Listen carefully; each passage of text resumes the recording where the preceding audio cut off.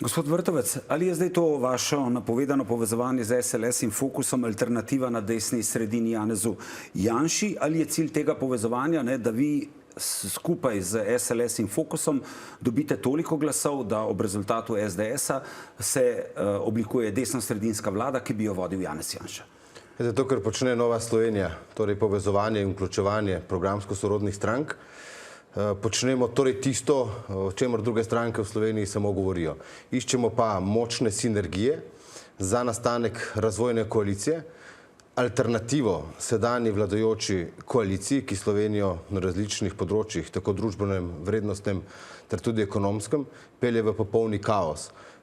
Volitve bodo pokazale, kdo je tisti in volilci, ki je dobil največje zaupanje, da lahko je mandatar te nove razvojne koalicije. Jaz želim poudariti pa eno stvar, da Slovenija s takšnim tempom, kot gre sedaj, pod vlado Roberta Goloba, ne zmore več. In to nas je prisililo, tudi stranke na desni sredini, k povezovanju, k enotnosti, da pokažemo moč in upanje, da je oblikovanje drugačne koalicije, kot jo predstavlja leva vlada, leva koalicija, možno. Gospod Logar, kako vi gledate zdaj na to povezovanje med NSI, SLS-om in Fokusom na podlagi tega, kar ste slišali? Je lahko skupaj z vašo stranko, recimo, in morebitnim povezovanjem z SD-jem in Prebeličem in dobrim rezultatom teh dveh strank na volitvah alternativa za volivce, ki se ne morejo odločiti med Janšo in Golobom? Te volitve so specifične po nekem posebnem modelu, namreč na teh volitvah več ne bo ideologije novega obraza, kar pomeni, da ima volivec na razpolago ne več tabula rasa oziroma prazen list, ampak jasne politične alternative. In zdaj se bo končno lahko sam odločil, kaj bo podprl. In jaz pravim, demokrati smo tista izbira, ki dejansko lahko pokažemo drugačno smer, kjer stranke znajo sodelovati, predvsem zato, ker je dobro za Slovenijo. In jaz z velikim zaupanjem gledam in pričakovanjem naslednje volitve. Ampak boste šli na njih sami ali se boste povezali s katero od strank? Ja, mi gremo seveda sami na naslednje volitve. Zdaj, če ste spremljali naš programski kongres, ste lahko tam začutili energijo, program, ki je del 10-mesečnega srečevanja z najrazličnejšimi sogovorniki. In tudi ekipa ste lahko videli, da v bistvu imajo demokrati najboljšo ekipo, mlajšo generacijo strokovnjakov, ki so na svojih področjih uspeli in so pripravljeni svoje ime zastaviti za reformo Slovenije v smeri uspešne države. Gospod Vrtovec, vi pravite, da se združujete zato, da ta levosredinska vlada na nasprotnem polu se združuje zato, da bi leva sredina še naprej vodila vlado tudi po naslednjih volitvah, da to ne bi bilo več mogoče. Ali to pomeni, da s tem povezovanjem zbirate tudi te glasove, ki so bili razdrobljeni, ne vem, SLS je vedno ostajal pred parlamentom z, ne vem, 2,5%, tukaj je Fokus, ki mu kaže 1,5%, da ta desna sredina dobi večino in tako Janez Janša lahko oblikuje vlado. Je to cilj tega povezovanja? Cilj povezovanja je zbrati absolutno čim več glasov, da se prepreči torej izpostavitev leve koalicije, ki bi jo vodil Robert Golob, torej vlade, ki viša davke in posledično ima ljudje nižje plače.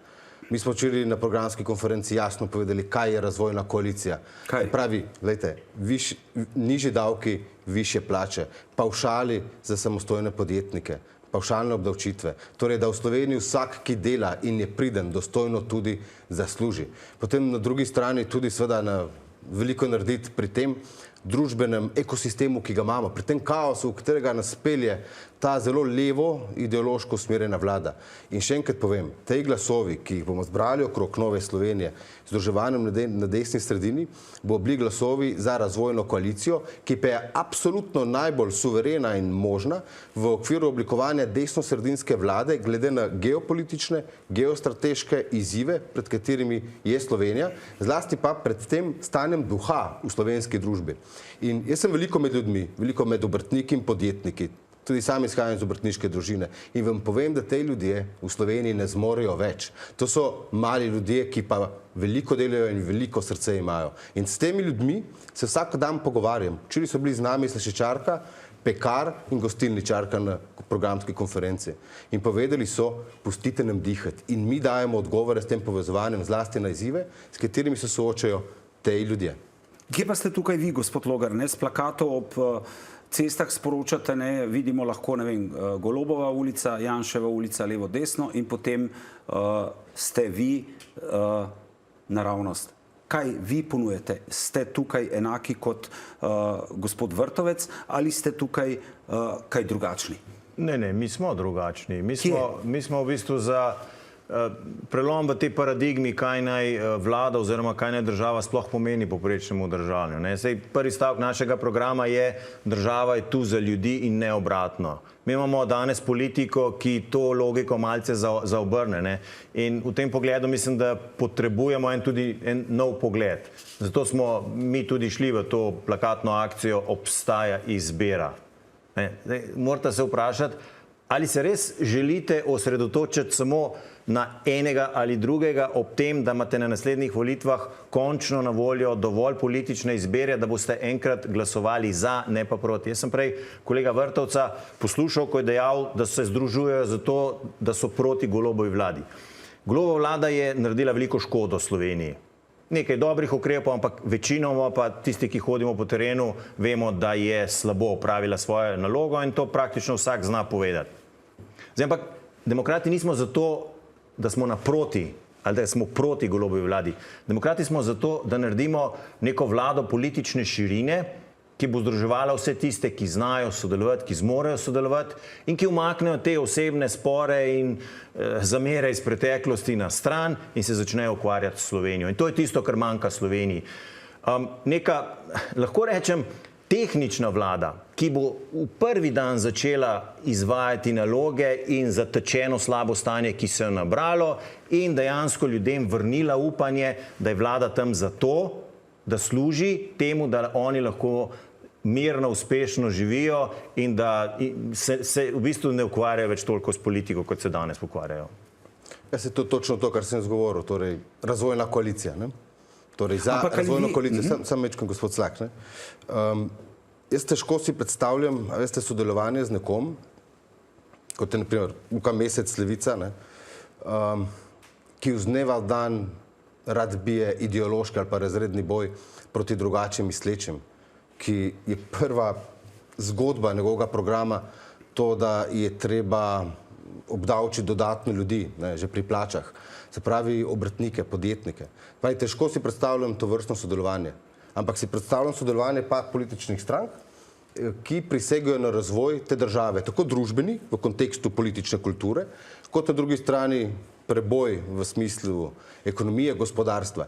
Ampak še na pomembnost je, če smo imeli v tej državi pred 10-15 leti neke ključne cilje, vstop Slovenije v EU, v NATO, v evroobmočje, v Schengen, zdaj politika v Sloveniji teh ciljev zaradi tega razrednega ideološkega boja nima več.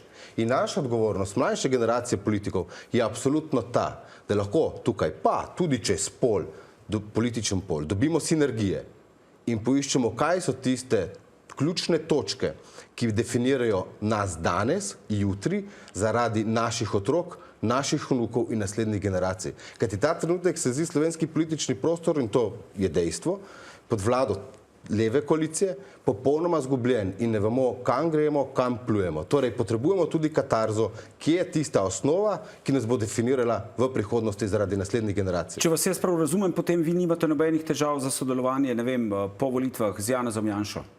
Jaz nimam težav z nobenim, ki podpre program razvojne koalicije. To so pa nižji davki in višje plače.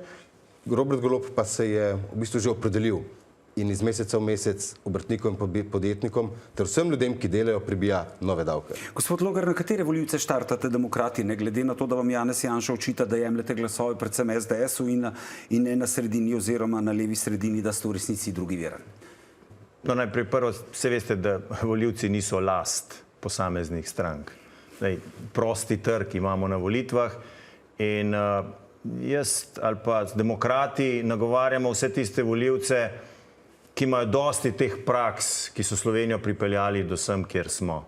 v bistvu to nenehno spotikanje, resetiranje na vsakih volitvah samo Slovenijo v primerjavi z drugimi državami pušča zadaj. In mi vendarle enkrat moramo reči, da Slovenija potrebuje dolgoročno strategijo uspešne Slovenije, moramo ponotraniti to željo, da postanemo uspešni, potem pa združiti tiste sile, ki so sposobne tako sodelovati. In jaz sem kot zunanji minister, pa na koncu koncev tudi kot predsednik preiskovalne komisije v Bančišu, vedno uspel najti soglasje, ne glede na to, kako smo bili politično sprti za tiste ključne cilje. In mi ponujemo ravno to. Mi ponujemo zelo jasen, konkreten program z najboljšo ekipo te generacije, ki dejansko želi Slovenijo napraviti uspešno in verjamem, da bo ljudje prepoznali to v tej naši ponudbi. Ali menite, da lahko po volitvah najdete soglasje torej tudi z Janezom Janšo? To same sploh ni vprašanje, zaradi tega, ker pravim, da bomo demokrati tisti, ki bomo sestavljali to vlado. Vprašanje je to za SDS, če so pripravljeni. Seveda, normalno, se zato se mi zdi neverjetno iti v politični spopad z željo potem, da igraš drugo, tretjo, četrto violino. Demokrati smo nastali ravno zaradi zasičenosti s to politiko in želimo pripeljati nekaj novega v slovenski politični prostor in z konkretnim programom dokazati, da se to da izpeljati, seveda pa zato rabimo partnerje. Jaz mislim, da ravno na naslednjih volitvah bo zaradi tega vrenja, združevanja na koncu koncev pa nove ponudbe možno sestaviti takšno koalicijo. Se strinjate s tem? Jaz se strinjam, da se sestavi koalicija, ki bo pač imela to razvojno komponento. In pri tem ne vidim težav. Iskanje sinergij, pri tem, ko se pogovarjamo o ključnih stvareh, ki definirajo našo prihodnost in tudi sedanjost. In prej sem pozabil izpostaviti demografsko vprašanje, se pravi nizka rodnost v tej državi in tudi drugod po Evropi, eno izmed temeljnih vprašanj.